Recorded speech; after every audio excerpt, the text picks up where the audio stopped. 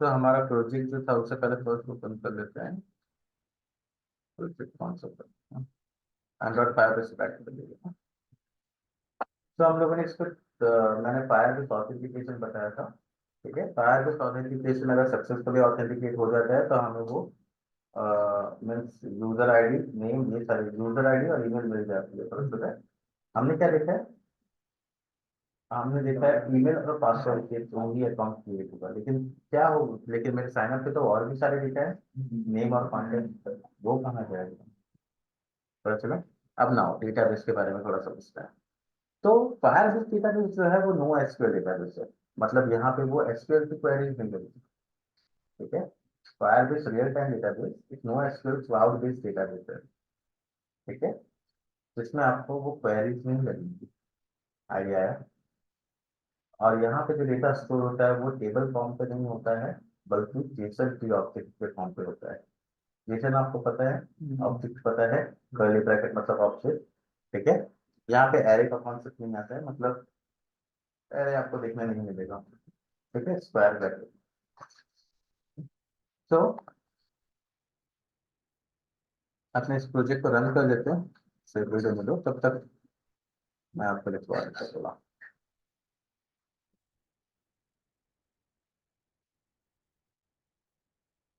Fire base real time database. ठीक है, दो डेटाबेस है। मैं जनरली ये बता देता हूँ, लेकिन नाउ डेज अभी भी चल रहा है। हमेशा अगर जो यूजर यूज कर रहे हैं, मतलब वो फायर स्टोरेज यूज कर रहे हैं। ठीक है, एक होगा तो दूसरे आपको आइडिया आ जाएगा कि कैसे कनेक्ट करता है, कि वो कलेक्शन और उसके लिए उस पर डेटा को स्टोर करता है। सो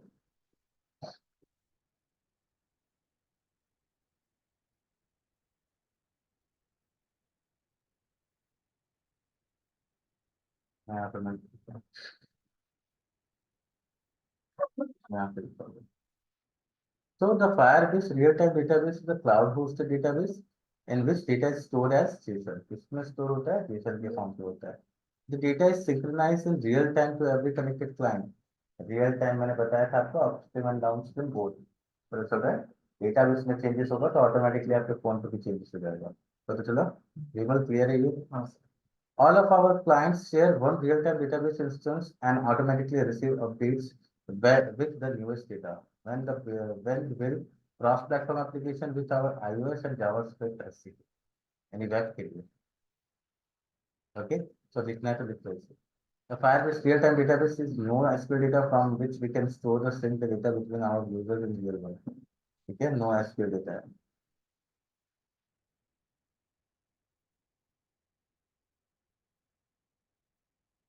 अब मान लो 100 रिकॉर्ड होंगे। ठीक है, तो सोचो कितना बड़ा जेसन हुआ है। रिस्पॉन्स तो कितना बड़ा डेटा आएगा, है ना?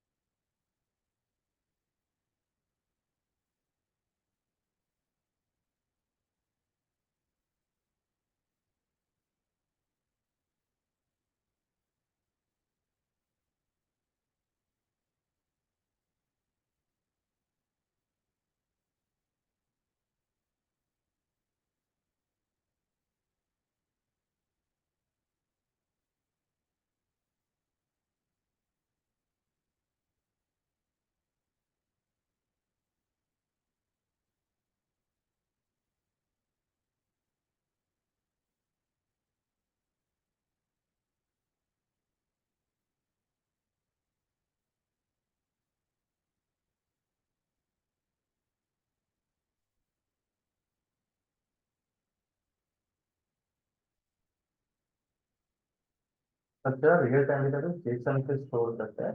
नाउ हम मैं थोड़ा आप लोगों के लिए यूज कर देता हूँ, जो डेटाबेस में हम लोग डेटा स्टोर कर रहे थे, ठीक है। डेटाबेस में डेटा को स्टोर कर रहे थे, टेबल फॉर्म में स्टोर कर रहे थे ना माइस्क्वेल में। तो उस टेबल को अगर मैं जेसन में कन्वर्ट करके बताऊँ तो आइडिया आ जाएगा थोड़ा आपको, है पता चल जाएगा। ठीक है, तो जेसन फॉर्मेट में वो कैसा रहता है।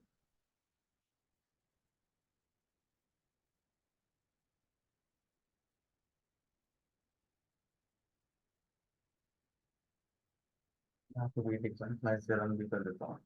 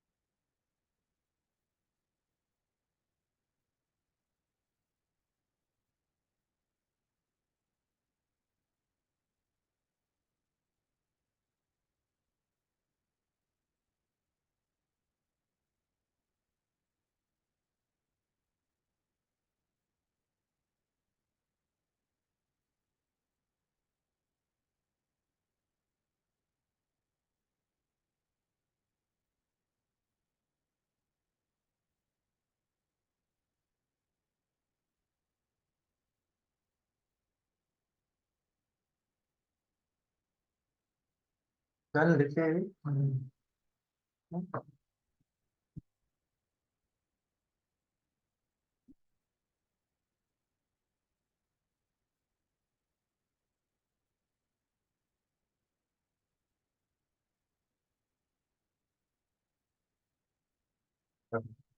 नाउ देखो,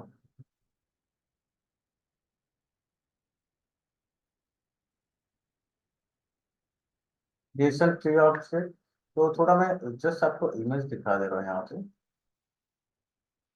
Firebase real time database structure,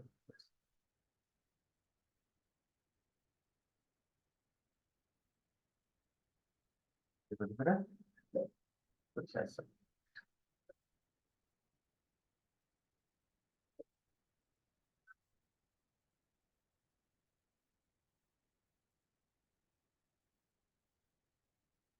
idea है क्लासेस, स्टूडेंट एनरोलमेंट, स्टूडेंट्स, ठीक है, क्लास एनरोलमेंट्स, यहाँ पे क्लास है एनरोलमेंट्स है, ठीक है। एसक्यूएल को उसमें फायरबेस के अंदर कन्वर्ट किया गया है, ठीक है, तो इसमें बता रहे थे। तो ये टेबल फॉर्म पे डेटा रहता था, यहाँ पे थोड़ा अलग तरीके से है। ओके, आइडिया है। अब थोड़ा मैं अपने एंड से समझाता हूँ आपको। जैसे मान लो एक सिंपल से स्टार्ट करते हैं, फिर फिर जाके ज्वाइन से स्टार्ट करते हैं, ठीक है। अभी मान लो मैंने यहाँ पे मेरे फॉर एग्जांपल हम अगर मेरे पास यहाँ पे टेबल है, फॉर एग्जांपल वही स्टूडेंट टेबल होगा, ठीक है, जो हमने स्टोर किया था, ठीक है। स्टूडेंट चाहिए, टेबल नेम क्या था, टेबल नेम स्टूडेंट था। फिर कौन सी थी, आईडी, नेम, ईमेल, और यहाँ पे मोबाइल है ना। वन abc@gmail.com, और टू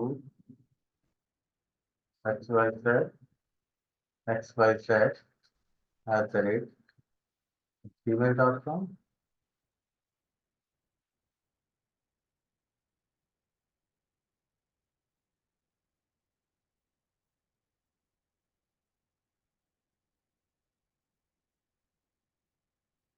ठीक है,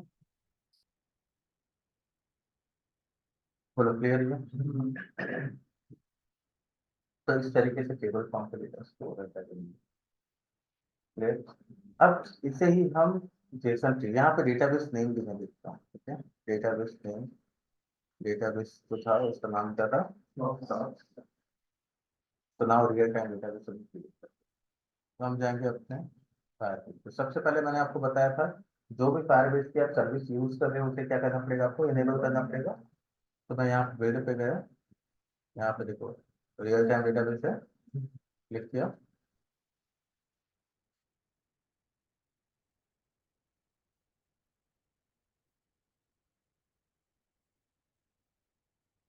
क्रिएट डेटाबेस दिख रहा है।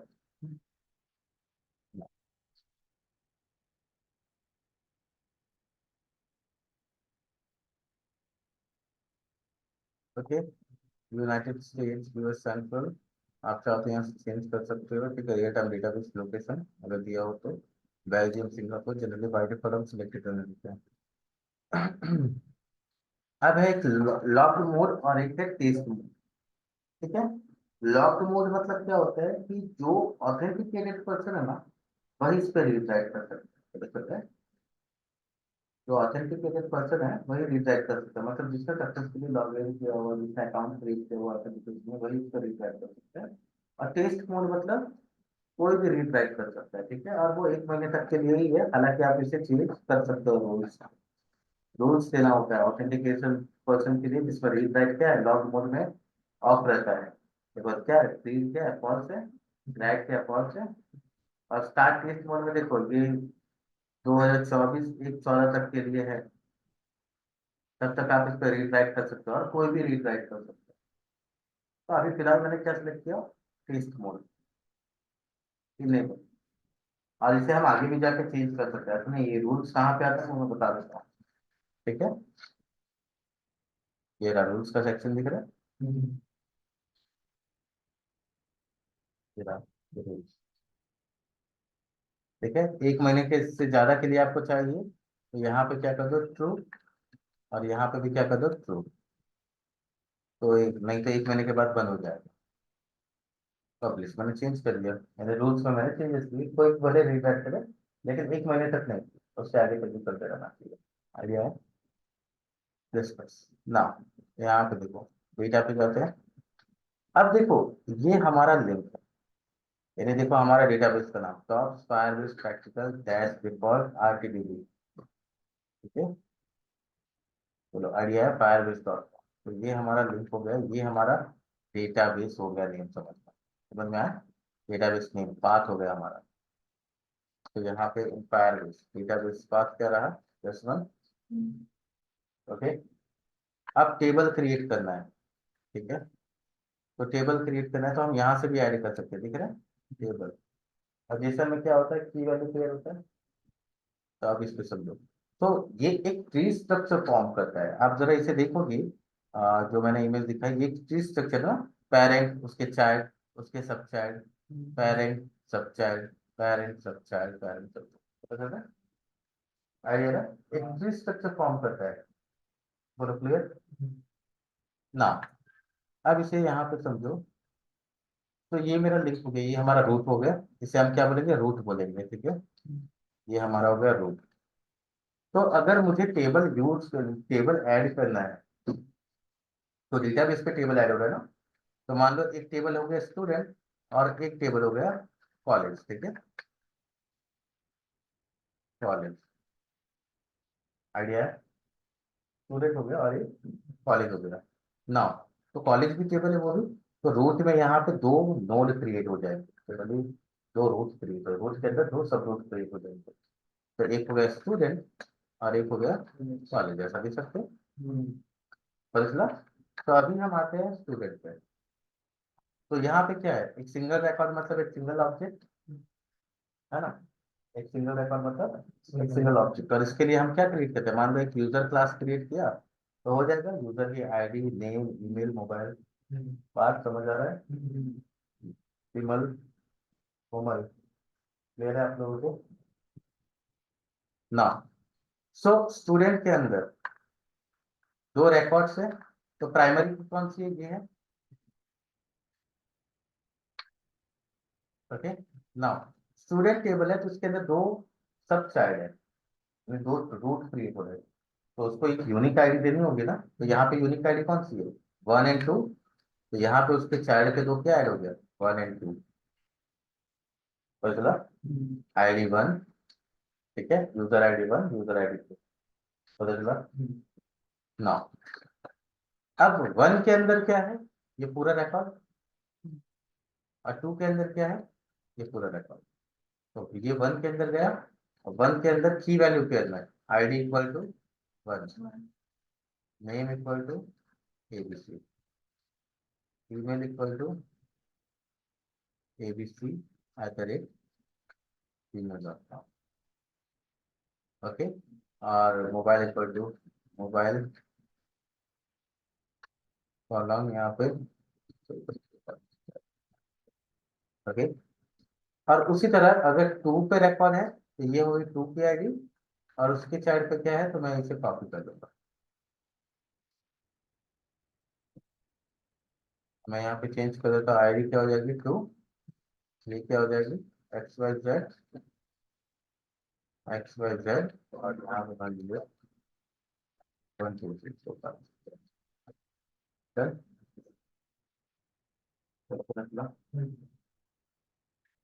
तो ये था स्टूडेंट, यानी स्ट्रक्चर पे सही होता है। तो बोलो क्लियर ना। अब समझो, मान लो वहां पे ऊपर टेबल है कॉलेज, ठीक है, तो उस पे क्या होगी, आईडी होगी, ओके, और क्या रहेगा, नेम रहेगा। तो आईडी हो गया मान लो 111, और ABC कॉलेज, ठीक है, या AAA कॉलेज, 222 हो गया, और BBB कॉलेज, ठीक है समझे? तो यहाँ पे हम वैसा सेम कैसे क्रिएट करेंगे, तो सेम यूनिक आईडी, दोनों दे देंगे, दो रूप जनरेट हुआ ना, वैसे कंटिन्यू होता रहेगा। और यहाँ पे क्या आ जाएगा, ID = 111, और नेम = ABCAA, समझ आया ये। और उसी तरीके से 2 पे आ जाएगा ID = नेम = BBB,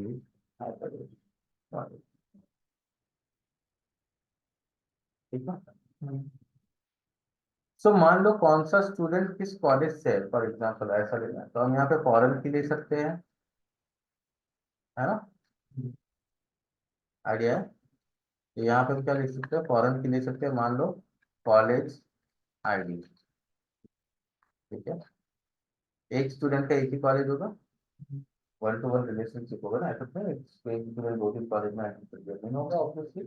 तो मैंने यहाँ पे क्या दे दिया उसका, स्टूडेंट की आईडी, ठीक है, 2 to 2, क्लियर, 1 and 2। तब बताओ, जो यहाँ पे एक रिकॉर्ड में ऐड करता हूँ, जो कि रहेगा 3, और मैंने यहाँ पे दे दिया MNM, ना मैंने यहाँ पे भी दे दिया MNM, एंड देन फिर जाके इसे मैं दे दिया अभी 7। और ये भी है 111, ठीक है। तो अब बताओ, एक कॉलेज के कितने स्टूडेंट हैं, 2 है। तो इसे हम कैसे कन्वर्ट करेंगे, तो इसे भी दो तरीके से आप कर सकते हो, या तो जो स्टूडेंट ऐड कर रहे हो उस पर कॉलेज ले लो, या तो अलग से ले लो। यहाँ पे मैंने क्रिएट किया अलग से नोट, स्टूडेंट डैश कॉलेज, नया जॉइन टाइप का मैंने अलग क्रिएट करिए, स्टूडेंट और कॉलेज के रिलेशनशिप को बता रहा है। अब बताओ, मुझे फाइंड आउट करना है, तो हम कैसे फाइंड आउट करते हैं कि अगर मुझे वो सारे स्टूडेंट के नेम चाहिए जो इस कॉलेज से हो, ABCA कॉलेज से हो, तो हम क्या लिखते हैं, select star from table name, यहाँ पे लिख सकते हैं select star from student where college ID = 111, सारे मिल जाएंगे। तो मतलब जो स्टूडेंट डिवाइड हो रहे हैं वो किसके बेस पे हो रहे हैं, कॉलेज आईडी के बेस पे, ओके। तो ये स्टूडेंट कॉलेज हो गया, यहाँ पे मैंने क्या लिया 111, हर एक स्टूडेंट कहीं ना कहीं होगा ना, और एक क्या हो गया 222, अब बताओ ये जो रिकॉर्ड था, जो फर्स्ट वाला है और जो थर्ड वाला है, वो किस पे आ जाएगा, 111 पे, और किस पे आ जाएगा, ये थर्ड वाला इस पे आ जाएगा। बोलो आइडिया आ रहा है या नहीं किस तरीके से?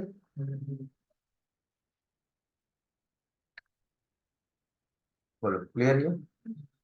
और टू वाला उस पे आ जाएगा। अब बताओ क्या मुझे कॉलेज वाइज स्टूडेंट चाहिए तो मैं इस जॉइन से दे सकता हूँ? है ना?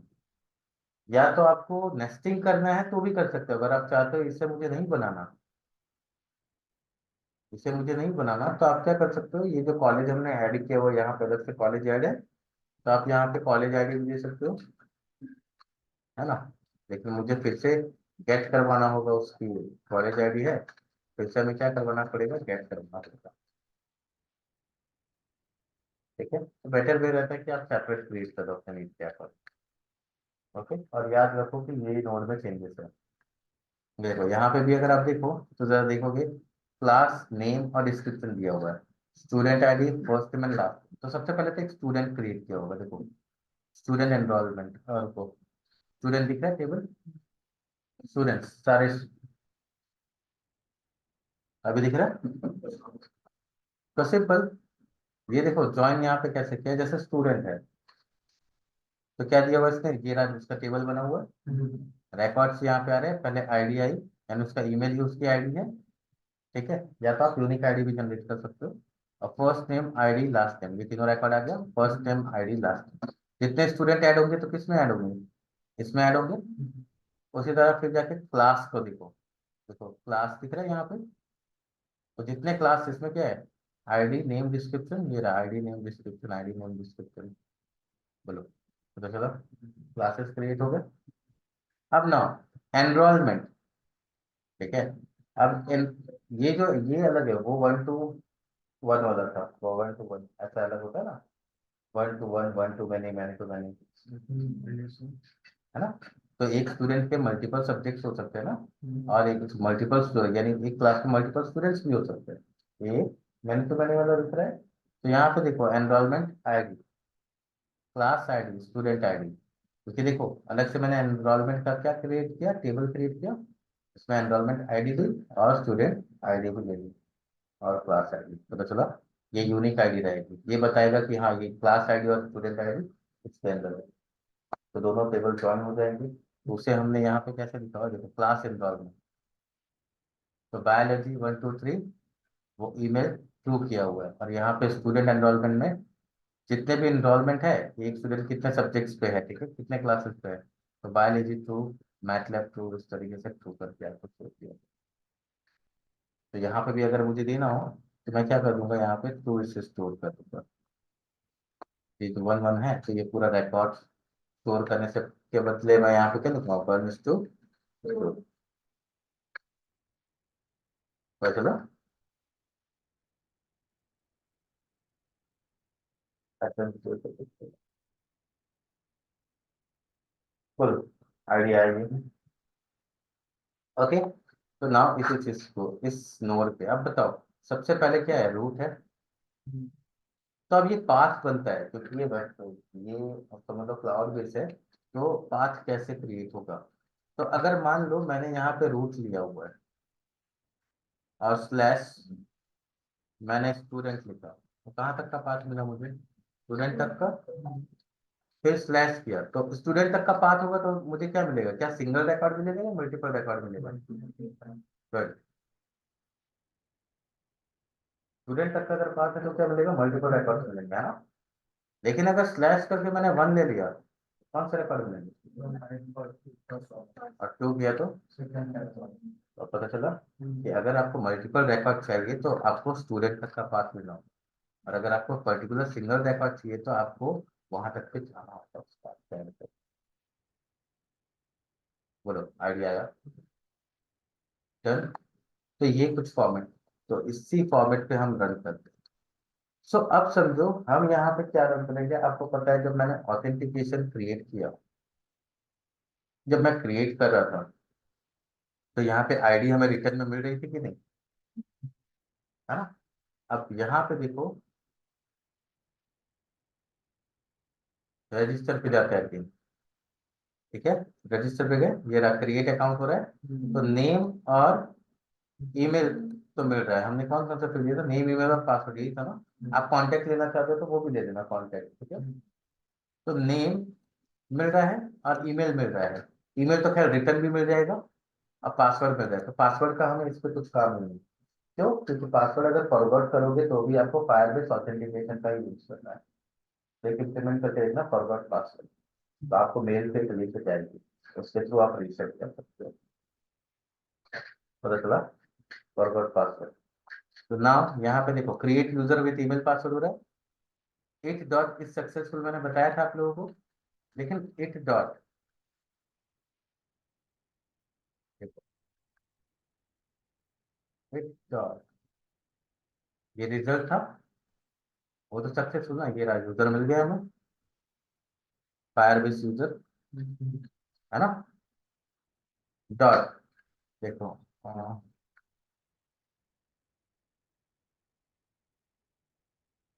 यूजर, यूजर डॉट, देखो मिल गया ईमेल, और देखो यूआईडी भी दिखेगी, यूआईडी मिल गई।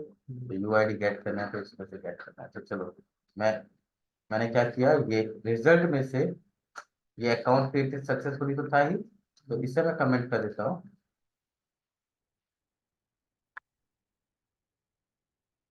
इसे मैं कमेंट कर देता हूँ कि अब जो अकाउंट क्रिएट करेगा ना, मुझे उसकी आईडी शो होनी चाहिए और ईमेल शो होना चाहिए, ठीक है। तो आईडी इक्वल टू मैंने लिख दिया और यूजर डॉट यूआईडी, ठीक है। और क्योंकि वो नलेबल है तो नॉट नल, और name, sorry email, user dot, ठीक है। और अगर नेम देना है तो ये पैरामीटर वाला नेम दे सकते हैं। तो मैं नेम वो पैरामीटर पे से दे रहा, हालांकि वो उसका ऑथेंटिकेशन से कोई लेना देना नहीं, ठीक है।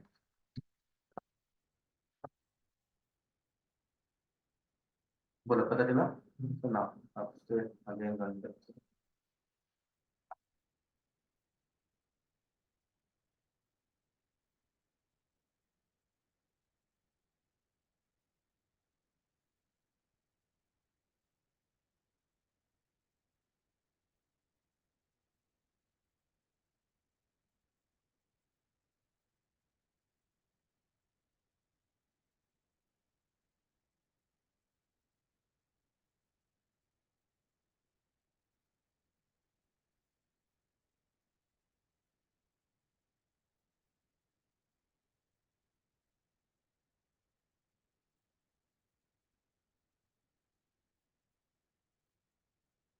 डन। नाउ क्रिएट अकाउंट में करें।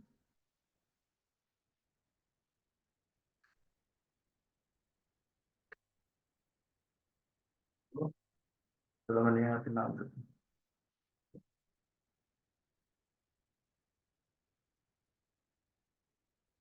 Password 1 2 3 4 5 6, okay. मतलब ये रेकॉर्ड तो होना ही चाहिए, नहीं है ना यहाँ पे। तो ये अभी जो हम डील करें वो कहाँ पे ऑथेंटिकेशन से है, तो यहाँ पे क्रिएट करते हैं।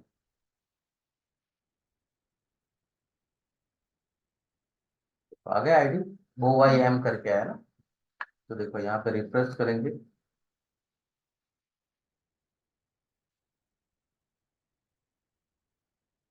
OIM करके आ रहा है, यही आईडी है। बताओ मुझे आईडी मिल रही है, मुझे आईडी मिल रही है, इसी आईडी का यूज करना है आगे। क्यों? क्योंकि प्रोफाइल डिटेल लेना होगा तो आपको यही आईडी मिलेगी ना।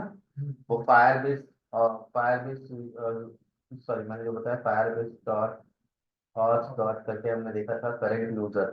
तो करेक्ट यूजर में क्या आ रहा था, यही जो लॉगिन होगा उसी की आईडी आएगी ना।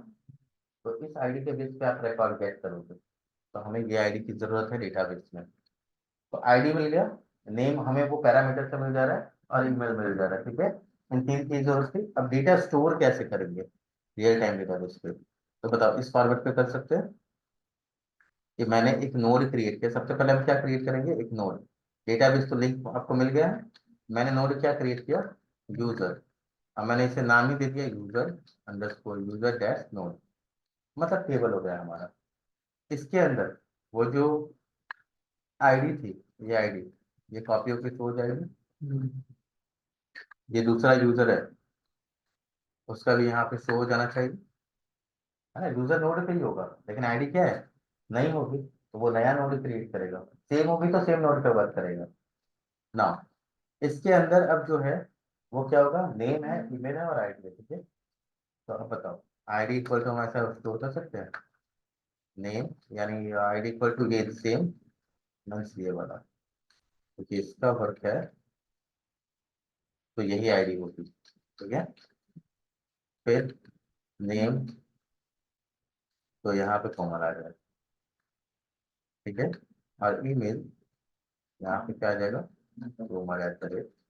हालांकि ये मैं सिंपल बता रहा हूँ, ठीक है, इस तरीके से। लेकिन अगर आप इस पे और जाओगे तो और डीप डाइव करोगे तो और ज्यादा इस पे फिर सारा रिलेशनशिप एंड ऑल सब कुछ देखना होता है।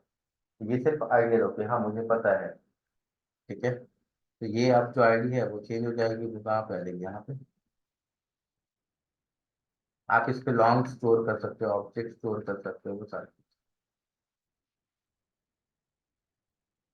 बोलिए।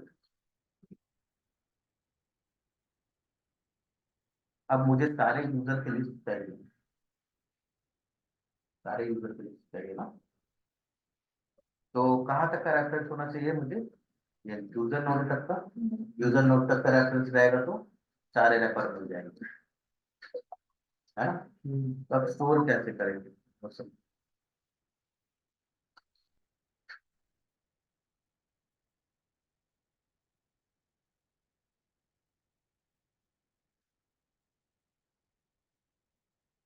तो स्टोर कैसे करेंगे उसकी जरूरत है।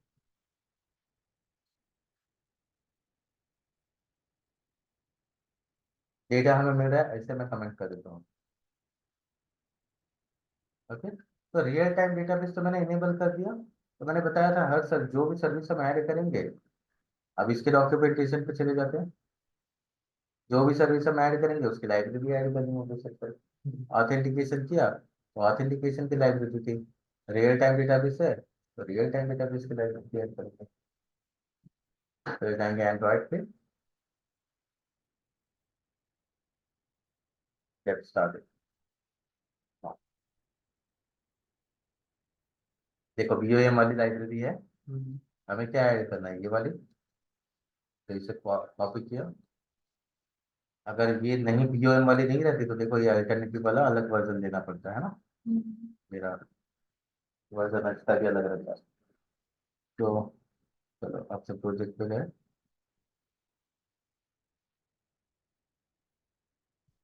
मैंने इसका नाम कर दिया Firebase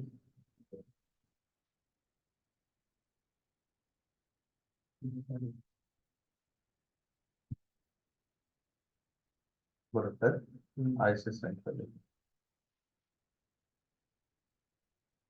okay, so configure real time database security rules, तो आप सिक्योरिटी रूल्स डिलीट कर सकते हो। फायरबेस डेटाबेस दिख रहा है, फायरबेस डॉट हम लोग उस पे क्या लिखते थे, ऑथ लिखते थे इनिशियलाइज करने के लिए। यहाँ पे क्या लिखेंगे, फायरबेस डॉट डेटाबेस, ठीक है। ये उसका लिस्नर है, ऐड वैल्यू इवेंट्स लिस्नर, यानी अपडेट्स के लिए, ठीक है। डेटा जब भी चेंज होगा, कॉन्फ़िगर फ्लो कार्ड, ये फ्लो कार्ड के लिए।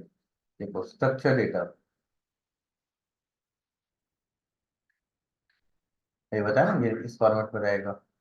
बताओ, ये यूजर ऑब्जेक्ट है, उसके अंदर एक और ऑब्जेक्ट है एलोवेंस, और उस पर फिर जाके नेम और कॉन्टैक्ट है। तो इस यूजर के अंदर अलाउंस भी है, ऑफर और मल्टीपल सॉल्व। ये चैट्स पे देखो, चैट्स है, उसके अंदर क्या है, वन और टू, दो यूजर है। तो वन के अंदर क्या है, टाइटल और मैसेज, और उसको पूरा डिटेल्स लिखी है। एम वन ये, एम टू ये सेंडर कौन है, रिसीवर कौन है, मैसेज क्या है, ठीक है। तो ये रहा पूरा डिटेल्स। ऐसा मतलब स्ट्रक्चर क्या होता है, क्या यहाँ पे आपका एरे दिख रहा है, यहाँ पे सिर्फ ऑब्जेक्ट दिख रहा है, इसलिए मैंने बोला Jason object. Read and right data, तो सबसे पहले हमें रीड करना है, राइट करना है, ये सारी चीजें। तो देखो गेट डेटाबेस रेफरेंस, तो हमने वहां पे ऑथ का यूज किया था, फायरबेस डॉट ऑथ। यहाँ पे क्या है, फायरबेस डॉट डेटाबेस, और फिर रेफरेंस।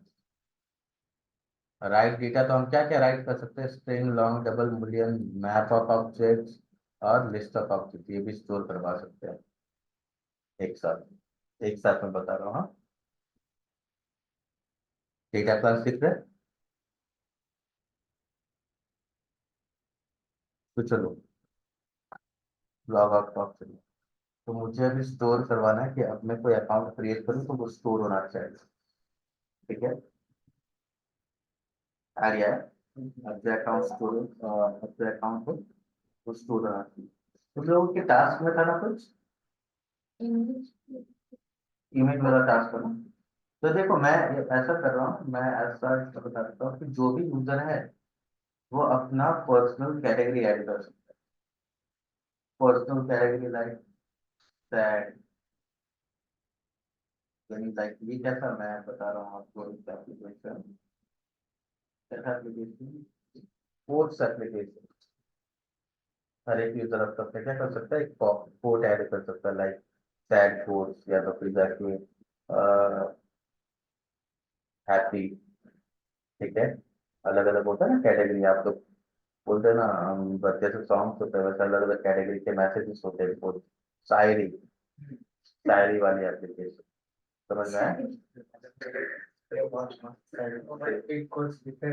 हाँ, क्या बात है यार, कहीं हाँ,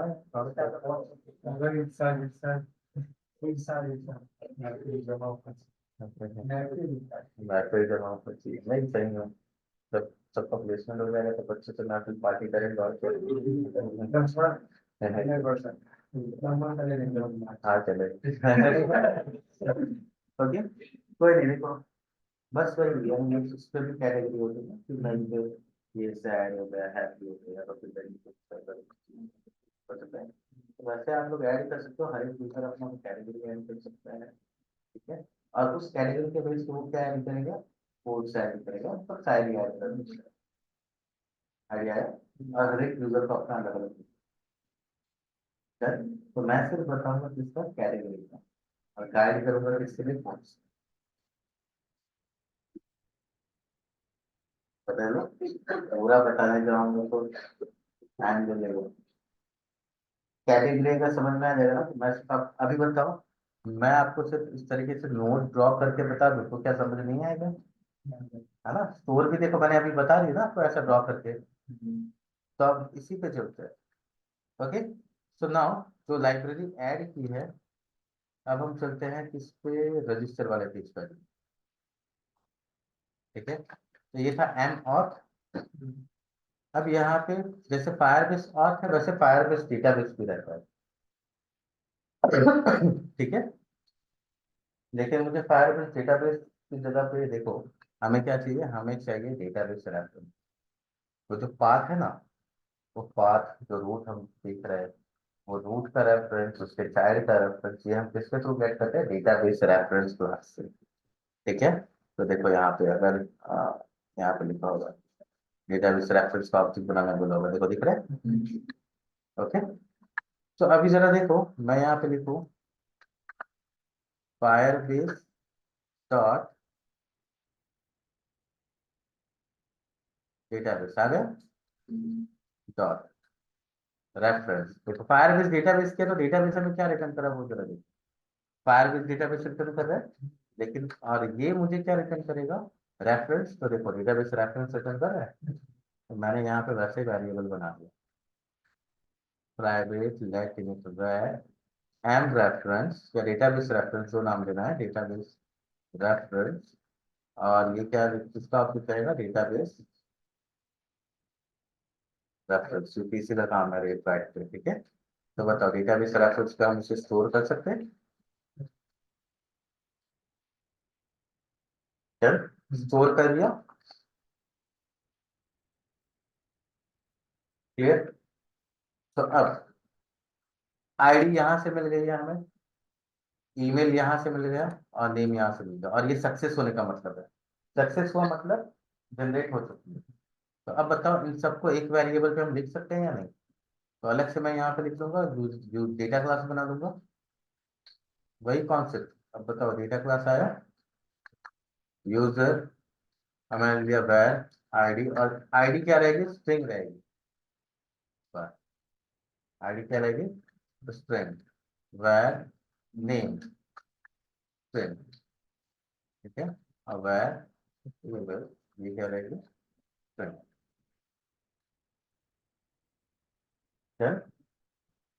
आईडी नेम और ईमेल।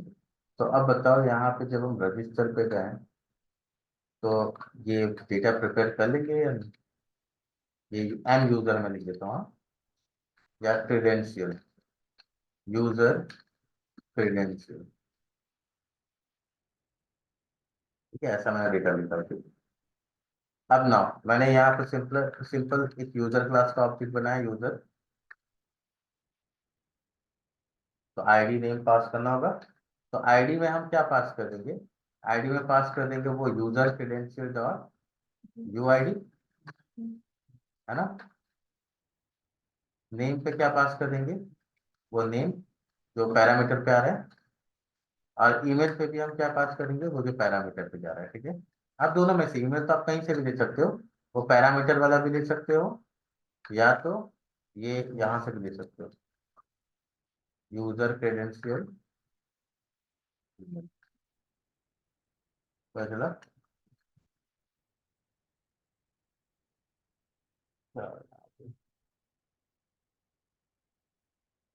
स्ट्रिंग, चल बोलो, आइडिया है। इस यूजर में डेटा आ जाएगा। हाँ, इसी यूजर पे जो डेटा है इसे ही हमें स्टोर करना है। तो वो जो डेटाबेस रेफरेंस हमने क्रिएट किया था, तो पहले रिक्वेस्ट जाएगी ऑथेंटिकेशन को, सक्सेसफुल ऑथेंटिकेशन होगा, फिर ये यूजर ऑब्जेक्ट क्रिएट हुआ, और अब यहाँ पे आएगा डेटाबेस का काम। ठीक है, तो मैंने यहाँ पे लिखा डेटाबेस रेफरेंस। ठीक है, तो ये डेटाबेस रेफरेंस में कहाँ तक का रेफरेंस है, रूट तक का, contains root, database root reference. मैंने अभी बताया कि डेटाबेस रूट रेफरेंस कौन सा है, तो ये रूट रेफरेंस है। तो इसके चाइल्ड पे क्या ऐड करना है, यूजर नोड। तो मैंने यहाँ पे सिंपली उसके मेथड को, आप यहाँ पे भी स्लैश स्लैश करके दे सकते हो, हाँ। देखो, ब्रैकेट में स्लैश, स्ट्रिंग में ऐसा आप लिखोगे ना,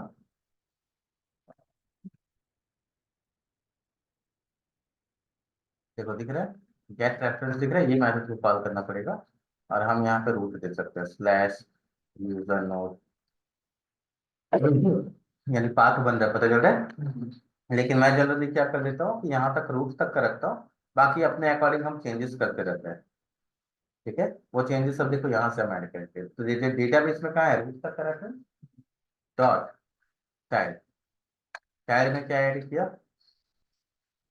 तो चाइल्ड होना चाहिए यूजर नोड। अगर तो इस रूट में क्रिएट होगा एक यूजर नोड ना, यूजर नोड के अंदर देखो, यूजर नोड के अंदर वापस क्या है, एक चाइल्ड है, उसमें क्या आएगी, आईडी, और उसके अंदर तीनों वैल्यू है। तो यहाँ पे चाइल्ड के बाद एक और चाइल्ड ऐड करूंगा मैं, और इसमें क्या चाहिए, आईडी। लेकिन आईडी देखो सेम होनी चाहिए जो यहाँ ऐड हो रही है। तो इस यूजर से ही हम आईडी ले लेंगे, तो हम लिख देंगे यूजर डॉट आईडी और डॉट। अब इसके अंदर चाइल्ड में मल्टीपल है ना, मतलब वो ऑब्जेक्ट है ना। तो यहाँ पे हम चाइल्ड नहीं लिखेंगे, यहाँ पे अब हमें करना है सेट वैल्यू, और उस पर इस यूजर को स्टोर करें। अब मेथड कौन सी है, एड ऑन कंप्लीट लिस्टनर। ठीक है, आप चाहो तो add on complete listener, add on success listener भी कर सकते हो। फिलहाल के लिए भी मैंने ये रखा, एक डॉट सक्सेसफुल, और अगर सक्सेसफुल है तब वो क्या करेगा, नेविगेट करेगा। मतलब ऑथेंटिकेशन वाला कंप्लीट होगा, फिर डेटाबेस पे स्टोर होगा, उसके बाद हो जाएगा। तो मैं दोनों रिकॉर्ड डिलीट कर दूंगा आपसे, नहीं भी करूंगा तो चलेगा, नहीं भी रिकॉर्ड नहीं एंट्री करूंगा। यहाँ से लॉग आउट कर देते हैं।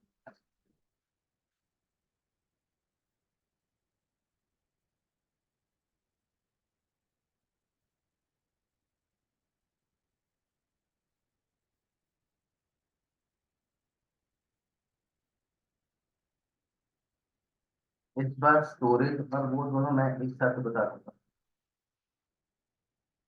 ठीक है, स्टोरेज यानी फाइल वाला और डेटा ऐड करने का पूरा। लास्ट टाइम मैंने अलग अलग बताया था, पता है लोकल डेटा भी। लेकिन अब तो आपको लोगों को थोड़ा आइडिया आ गया होगा कि पहले कैसे किस तरीके से बनते थे, तो आप दोनों एक साथ बताऊँ।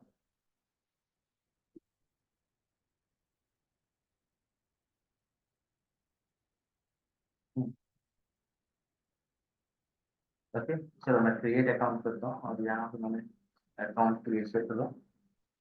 हाँ, ठीक है। और फिर यहाँ पर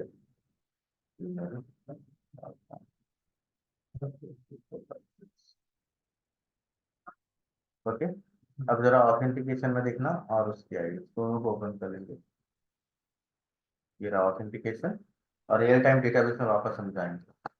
पहले इसे कंप्लीट तो कर लें। ओके, यहाँ पे प्रोग्रेस बार शुरू करना जरूरी है।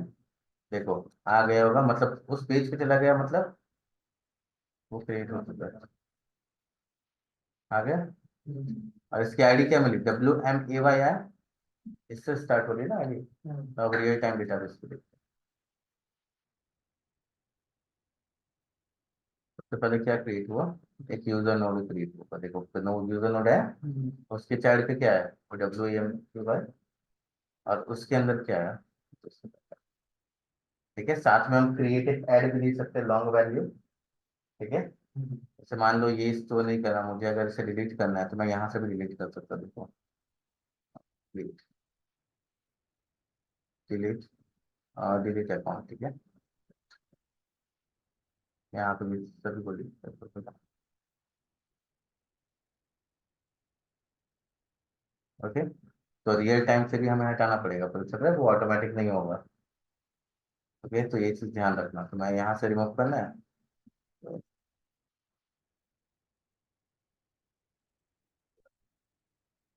ठीक है, स्लैश यूजर नोड पूरा डिलीट होगा। देन लॉग आउट करेंगे तो कोई मतलब नहीं। अब अगेन मैं यहाँ पे डेटाबेस पे क्या लेता हूँ, यहाँ पे जो यूजर डेटा है, where created at. Okay, log, और मैंने इक्वल टू मैंने यहाँ पे कर दिया सिस्टम डॉट करंट टाइम। ठीक है, जब भी क्रिएट होगा वो उसका करंट टाइम दे देगा। ओके, तो देखो अब रिकॉर्ड ऐड कर देगा।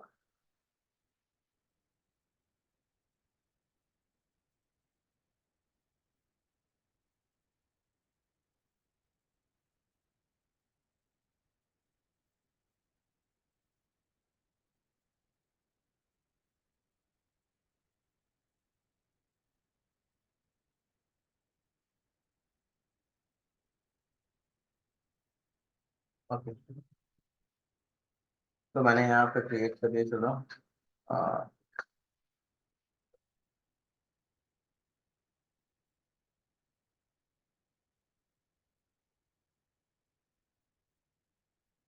अकाउंट क्रिएट किया एंड लॉग आउट किया, लॉग आउट भी करूंगा। देखो, तो वो ऐड हो गया होगा।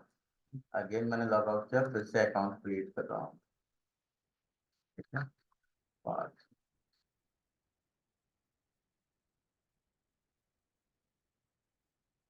ठीक है,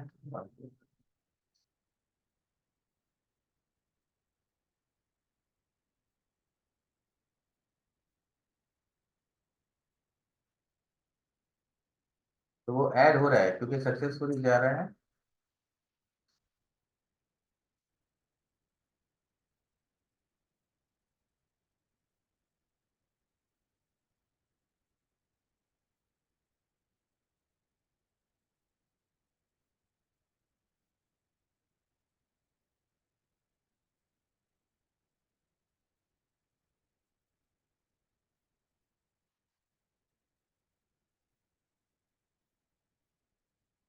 ओके ना, बोलो। अब यहाँ पे तो सबसे पहले ऑथेंटिकेशन में चेक करके देखो, यूजर नोड में चेंज होता ही जा रहा है। सबकी आईडी अलग अलग आई ना, और डायनेमिक पास हो रही है। तो सबका रूट तो सेम है, यूजर नोड है, लेकिन आईडी क्या है सबकी अलग अलग। तो वो उसके अकॉर्डिंग अलग रूट एक नया क्रिएट कर देगा। समझ आया। सभी की आईडी में अपना अलग अलग रिकॉर्ड है। देखो,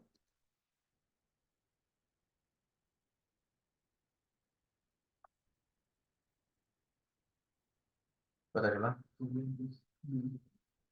है ना। और क्रिएटेड ऐड के बेस में हमें डेटा मिल जाएगा, असेंडिंग डिसेंडिंग में टाइम सब पता चला ना। तो बताओ, ये समझ में आया। तो इस तरीके से अगर मुझे, अब बताओ, जब मैं लॉग इन करता हूँ मुझे प्रोफाइल चाहिए, तो फायरबेस डॉट ऑथ से देखो, यहाँ पे जो हमने किया था प्रोफाइल इमेज पे जाएंगे, कोई यहाँ पे कोई भी शेयर प्रोफाइल पर सेव नहीं है। अब जरा देखो, मैं गया यहाँ पे, मैंने आपको सेशन मैनेजमेंट बताया था ना लॉगिन पे, तो ये रहा। तो अगर आप कहते हो M auth dot current user, उससे उसकी आईडी मिल जाएगी, नॉट इक्वल टू मिल जाएगा, तो जिससे लॉगिन है उसी की आईडी मिलेगी।